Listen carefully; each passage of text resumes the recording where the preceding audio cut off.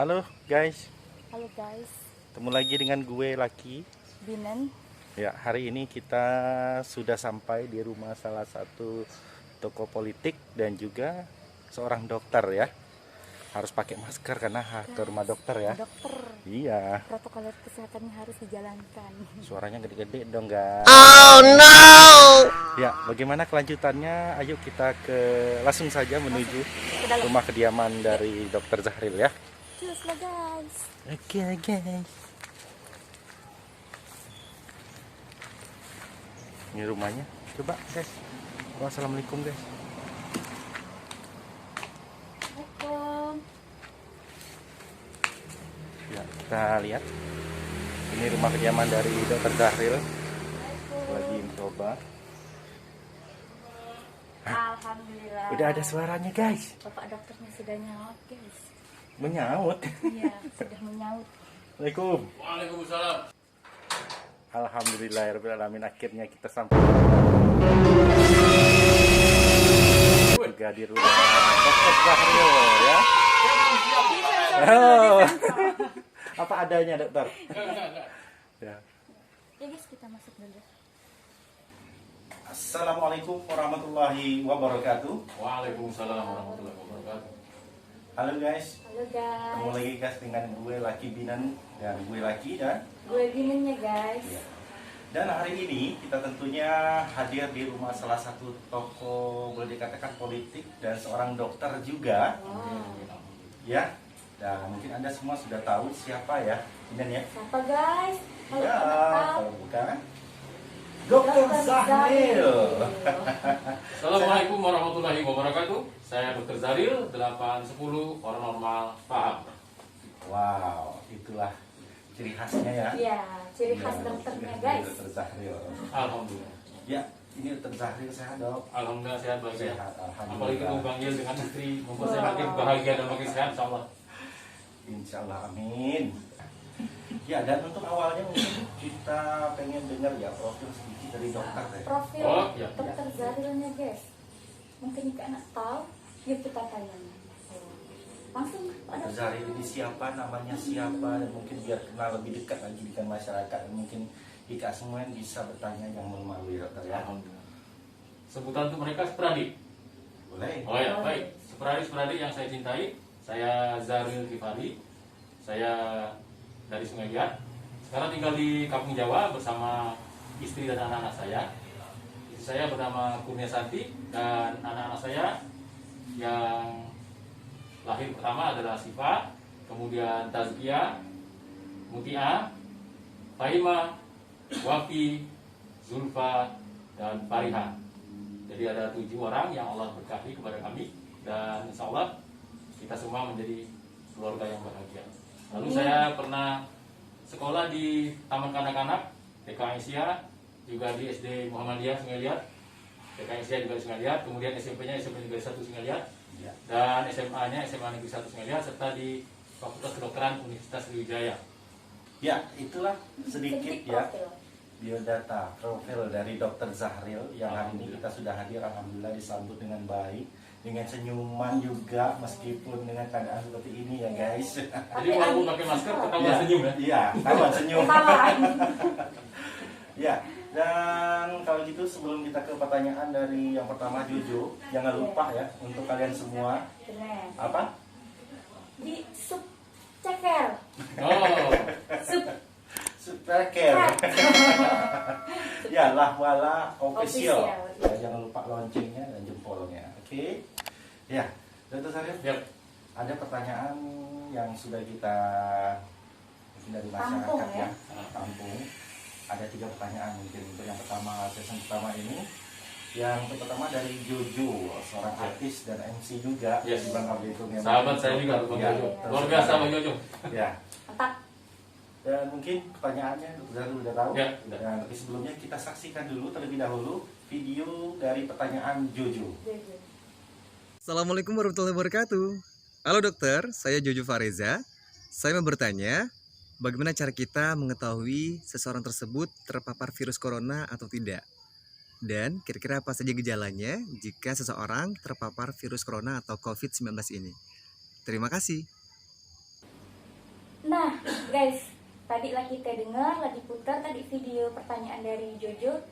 Sekarang kita dengar jawaban dari Abang Dokter Zari. Luar biasa Bang Jojo, mudah-mudahan jadi artis internasional. Dan yang jelas, cara untuk mengetahui seorang terkonfirmasi dengan virus dengan COVID-19 adalah dengan cara di swab. Swab itu diusap. Jadi tenggorokan bagian paling dalam ngambil dari hidung, dari rongga hidung, dari sini, nanti tembus ke sana. Ya, kemudian diusap dengan cara tertentu, dengan cara yang steril, lalu diletakkan di suatu tempat dan diperiksa langsung. Nah, kemudian dari situ bisa ketahuan dia positif atau negatif virusnya. Itu cara yang saat ini yang digunakan. Nah, kemudian gejala-gejalanya karena dia mengenai saluran nafas, jadi gejala-gejala pernapasan. Mirip-mirip gejala batuk pilek. Yang jelas dia secara karena infeksi biasanya ada demam. Walaupun ini belum tentu demam. Kemudian ada gejala batuk. Nah, batuknya juga sampai sesak dan kemudian juga bisa jadi sakit menular. Nah, seperti itu. Jadi dia mengenai bagian tenggorokan sampai ke paru-paru. Seperti itu. Jadi gejala-gejala bisa sesak, bisa tersengal-sengal, bisa juga tadi panas tinggi, kemudian ada secara medisnya biasanya ada retraksi antara tulang iga. Ya, itu yang sederhana. Jadi memang ciri-cirinya memang sama dengan penyakit kita sehari-hari kayak flu, batuk gitu ya, Dok ya. Nah, bedanya ketika sudah berat itu sampai dahaknya sangat kental sekali. Nah, kemudian yang sekarang ini yang berkembang adalah kondisi orang yang tanpa gejala. Itu yang lebih bahaya. Ya, tanpa kita ketahui ternyata orang itu mengidap virus COVID-19. Nah, mungkin itu kali yang menjadi problem kita saat ini, mungkin Ya, banyaknya OTG itu Ya. mungkin, Bang. OTG ya. Orang tanpa gejala. Iya. Yang bagi dia karena kekebalan tubuhnya baik, dia bisa melawan virus itu sehingga dia tanpa gejala. Nah, tapi bagi orang lain justru OTG ini bisa menularkan penyakit kepada orang-orang yang rentan, terutama anak-anak dan dewasa, dan orang tua, manula. Sehingga kalau satu keluarga itu ada OTG, yang jelas dia positif tapi tidak terkonfirmasi, ya jelas dengan COVID-nya dan tanpa gejala, maka yang mudah tertular dan yang berisiko untuk mengalami kondisi yang berat, ya itu orang-orang dewasa, orang manula dan juga anak-anak. Ya. Memang itu yang rentan ya. Dia buat orang tua dan juga ada anak lebih rentan. Ya, kalau seperti Bang Gil, seperti Mbak, ini orang muda, semangat muda, mudah-mudahan daya tahan tubuhnya kuat. Dan bukan OTG, artinya virus tidak masuk lah ke sana. Insya Allah. Makanya untuk sarannya untuk masyarakat kalau kan bahayanya OTG itu. Ya. Jadi kita kalau seharian di luar mesti harus menggunakan masker. Dan Ya. mungkin harusnya tangan panjang dulu, Pak, Dok ya. Ya, yang paling aman itu sebenarnya kalau mau pakai hazmat itu tutup semua. Tapi itu digunakan untuk tenaga medis yang melayani pasien-pasien COVID-19. Nah, karena masyarakat dan untuk orang awam, untuk masyarakat umum, maka perlu menggunakan masker dan juga seperti yang kita lakukan sekarang, jaga jarak. Ya. Dengan ini ukurannya semeter kali semeter, Semeter. tapi karena badan Bang Gil besar, seakan-akan jaraknya kurang semeter. Padahal ini jaraknya dari Agak ujung sini lebih ke ya, ujung guys. sini, 1 meter sudah diukur. Nah, selain jaga jarak, Bisa. juga cuci tangan. Cuci tangan. Pakai sabun Ya. selama 20 detik dan dibilas dengan air mengalir. Kalau masalah cuci tangan cara WHO, Bang Gil jagonya. Rumah sakit umum lagi. sudah terakreditasi lewat salah satu orang yang mengurus akreditasi itu. Ya, buat Jojo mungkin itu jawaban dari Dr. Zaril dan sedikit mungkin bisa terjawab ya. Semoga Ah. unek-uneknya terrealisasi Betul ya. sekali dan juga bisa mewakili buat masyarakat Bangka Belitung khususnya Ya, ya. Apa pertanyaannya mungkin selama ini bertanya-tanya gimana sih caranya atau apa sih itu buat teksnya gimana gitu. Nah, sudah dijawab langsung oleh dokter dan ahlinya amin. ya, dan juga seorang anggota DPRD Kabupaten Bangka. Ya, baik. Selanjutnya, Kita langsung next ke pertanyaan berikutnya dari Aswad. Aswad. Swat. warga Desa Kemuji, Ya. Mendu Barat ya, Desa Kemuji. Ya, pertanyaannya buat Aswad, kita lihat ya di video yang tayang nampak ya guys. Kok tengok dulu guys. Oke, tengok dulu videonya. Tengok dulu videonya guys. Halo, Assalamualaikum warahmatullahi wabarakatuh. Perkenalkan, nama saya Nurus Amdan, alamat saya Desa Kemuja. Mau tanya dong Pak Dokter, kalau seseorang sudah punya penyakit virus corona di dalamnya tapi tidak dia rasakan dan tidak pernah ke dokter berbulan-bulan, apakah bisa hilang dengan sendirinya tanpa berobat? Dan apakah pasien virus corona bisa sembuh sendiri tanpa bantuan tenaga medis? Terima kasih. Wassalamualaikum warahmatullahi wabarakatuh. Ya, demikianlah tadi video dari masyarakat Kemuji ya. Ya, Dari Aswad. ya, pertanyaannya dan langsung dijawab. Aswad dengerin, langsung dijawab oleh Dokter Zahir. Silakan dok. Ya, baik.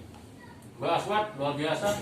Anda cerdas, cara berpikirnya cerdas, sehingga muncul pertanyaan cerdas. Bagaimana dengan orang yang masuk virus corona ke tubuhnya, tapi orang itu tidak ada menimbulkan gejala, yang seperti kita bahas tadi, Bang Il dan Mbak, OTG tadi. OTG, orang tanpa gejala. Yang lebih enak lagi adalah OTU, Apa tuh? orang tanpa utang. Pacak nih ya guys. OTU, orang tanpa utang. Nah, orang tanpa utang dan PUB, Apa itu? Apa? punya uang banyak. Oh, ini orang banyak. Ya, Ya, baik. itu dengan yang tadi itu ya. Ya, jadi OTG tadi dia tanpa artinya dia tanpa gejala, terus ada virusnya di dalam tubuhnya, kemudian dia tidak diperiksa secara swab kan, jadi tidak tahu dia positif atau negatif. Nah, orang seperti ini, secara umum virus itu ketika masuk ke dalam tubuh, setelah selesai berproses, setelah terjadi reaksi antara antibodi dan antigen segala macam di tubuh itu, maka virus itu akan keluar dengan sendirinya. Nah, artinya dalam proses beberapa hari setelah masa inkubasi dan masa infeksinya selesai, maka virus itu akan keluar. Cuma ketika keluar inilah yang bisa menularkan kepada orang lain. Nah, seperti itu. Dan juga virus itu akan biasanya mati juga, bisa terjadi seperti mati dengan sendirinya. Nah, kemudian lalu bagaimana, pertanyaan yang berikutnya, bagaimana dengan orang yang sudah termasuk Mbak Aswani, bisa jadi orang yang sudah terkonfirmasi positif, kemudian ada gejala, apakah bisa sembuh sendiri? Nah, ini ada dua macam nih. Ada yang bisa sembuh sendiri karena tubuh tetap kuat untuk melawan virusnya, reaksi yang melawan penyakit tadi. Tapi ada orang tertentu yang gejalanya makin memberat.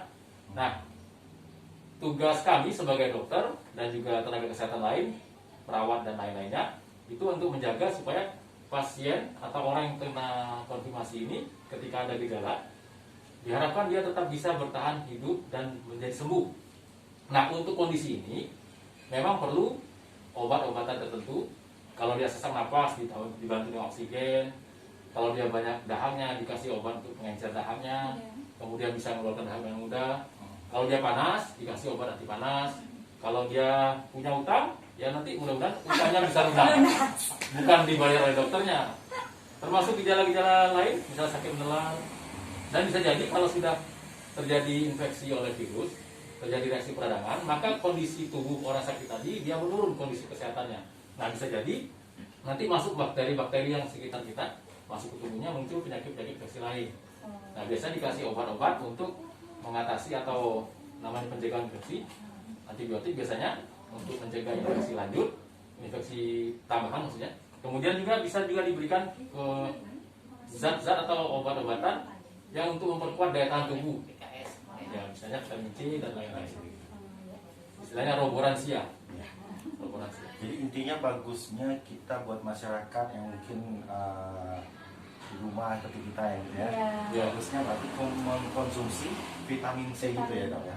Ya, kalau vitamin C saya sarankan yang alami. Ya, Yang alami ini berisinya buah Contoh yang masam. yang masam. Jadi kalau Bang Gil sama istri selama ini cari yang manis-manis, terus jeruk manis, sekarang cari jeruk, tanya ke penjualnya, yuk mana yang masam biar saya beli. Dia akan heran kan, ini orang mau beli jeruk masam. Sambil dibilang ini vitamin C-nya tinggi. Nah, jadi buah-buahan yang rasanya masam tapi sudah masak. Oh ya. Sudah masak. Jadi vitaminnya sempurna. Nah, kemudian yang paling mudah tuh jeruk kunci. Jeruk kunci. Ya, murah, meriah dan mudah dibikin. Jeruk kunci kunci itu memang khas dari Bangka ya. Ya. Nah kemudian cara minumnya bagi yang tidak sakit mah, tidak ada sakit mah ya, Ya. boleh digigit langsung kalau tahan. Oh, Masem, dimakan itu. ya, atau dikasih gula, dibikin sirup, minumnya sebelum makan, kondisi perut kosong. Jadi penyerapannya lebih maksimal. Tapi bagi yang sakit mah, makan dulu, pas saat makan atau setelah makan, segera setelah makan, langsung minum vitamin C tadi. Vitamin C. Yang jeruk kuncinya. Jeruk kunci Ya. guys. Itu wajah masam enggak ya guys ya? Ya.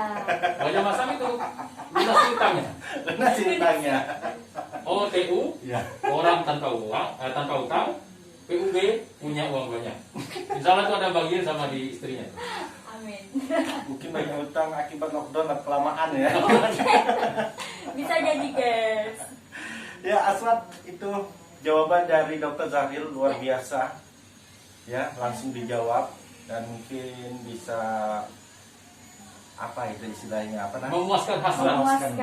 Betul Hasrat dari sekali. pertanyaan Hasrat tadi itu pertanyaan, kan. iya. Oh. Ya, dan mungkin juga pertanyaan katanya kan tadi banyak juga teman-teman di sana mungkin di desa mungkin bertanya Ya. bingung ya kan? Bingung. Jadi Jadi dengan melalui ini Aswa betul sekali bisa terjawab sudah. Dan ingat makan jeruk banyak-banyak, jeruk kunci kan di kampung betul kan? dua kali menadebok kayak kami maksudnya kan. Ya baiklah Dokter Zahril, Ya. sudah 2 pertanyaan Pertanyaan guys. kita dengarkan dan masih ada satu lagi ya dari masyarakat sudah, dari artis sudah, dan selanjutnya dari tokoh agama. Oh iya. Ya, dan tadi kita udah memereh ya kalau Iya, Bangka. memerahnya guys. Apalah kan Iya. guys. Nempoh. Menempuh. Iya, salah satu tokoh agama yang ada di Sri Pemandang namanya Bapak Usman Jais. Ya, pertanyaannya kita lihat dulu videonya Tengok. yang berikut ya. Tengok guys. Assalamualaikum warahmatullahi wabarakatuh. Kami dari pengurus Masjid Nurul Iman dari Pemandang Sungai Liat ingin masukan dari dokter dengan situasi corona sekarang ini, bagaimana caranya kami mengatasi jemaah kami di Masjid Nurul Iman dan di sekitar lingkungan kami dari Pemandang, supaya jemaah kami, warga kami dapat melaksanakan ibadah di masjid seperti biasanya. Itu dapat kami tanyakan kepada dokter. Terima kasih. Wassalamualaikum warahmatullahi wabarakatuh. Oke guys, sudah kita dengarkan pertanyaan dari tokoh agamanya Bapak Usman Jais, dan langsung saja kita dengarkan jawabannya dari Dokter Zahril. Silakan dokter. Alhamdulillah Pak Usman Jais luar biasa. Mudah-mudahan Pak Usman Jais termasuk orang-orang yang dipilih Allah menjadi hamba Allah terbaik dunia dan di akhirat. Jadi mengenai pertanyaan Pak Usman Jais tentang bagaimana protokol kesehatan Iya. untuk beribadah di masjid agar terhindar dari penularan virus corona. Nah, prinsipnya sederhana Pak Usman Jais. Intinya adalah kita menggunakan alat yang membuat kita terhindar dari percikan air ludah ataupun bersin ataupun batuk kan mengeluarkan dahak, agar 3 benda ini, tiga zat ini, ya saya mau nyebut droplet tadi. Droplet ini tidak mengenai tubuh kita, tidak mengenai muka dan alat kelengkapan tubuh kita, termasuk tangan, sehingga wajah kita terhindar dari droplet tadi, sehingga tidak sampai masuk ke mulut, hidung maupun mata. Maka itu sekarang saya pakai kacamata untuk menghindarkan penularan ataupun droplet dari orang lain ke tubuh kita, ke mata saya. Nah, yang perlu dilakukan seperti yang kami lakukan ini, pakai masker, kemudian jaga jarak, dan walaupun jaga jarak tapi ikat di hati. Iya. Nah, itu Pak Usman Jais. Jadi walaupun jaraknya safnya 1 sampai 2 meter, biasanya 1,5 meter, tapi rata-rata 1 meter sudah bisa. Kan tidak mungkin orang sholat bersihnya hajim gitu kan. Biasa bersih tetap hajim gitu kan. Nah, kemudian 1 meter sudah aman. Lebih bagus lagi 1,5 meter jaraknya, termasuk ke belakangnya. Jaraknya 1,5 meter juga bisa juga bikin silang. Jadi misalnya kami berdua nih saf yang kedua, saf pertama di sini posisinya. Zigzag. Nah, zigzag. Oh, Di silang itu.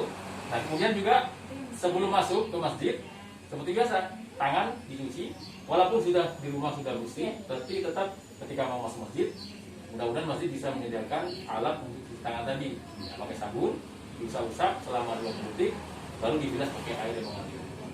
Nah kemudian karena kita sholat sudah berjamaah dengan jarak 1 meter sampai 1,5 meter, bahkan 2 meter tadi, begitu juga keluarnya juga berjarak, misalkan seperti itu.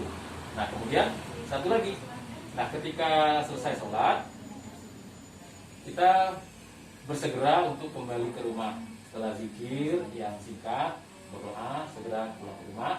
Dan biasanya kalau kita salam-salaman, ini kita menghindari salam-salaman karena ini untuk kita terhindar dari penularan virus yang kalau ada tangan kita atau tangan orang lain terkena virus itu, sehingga kalau kita salaman bisa menular kepada kita. Seperti itu. Sederhana, seperti itu.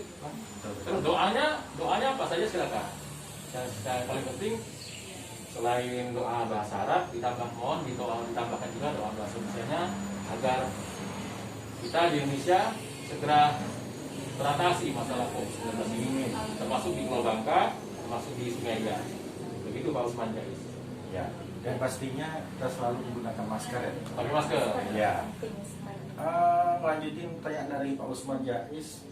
Kalau sejadah gimana dong? Ya, sejadah sebaiknya bawa sendiri. Bawa sendiri ya. Bawa sendiri.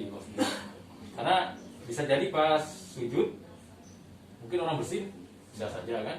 Nah, kemudian ketika sholat di bawah sejadah dibawa ke rumah, itu kalau kan lantainya kan sejadah belakang itu kena lantai. Ya. Nah, jadi meletakkan sejadahnya pun cara melipatnya bagian yang mengenai wajah kita itu di atas.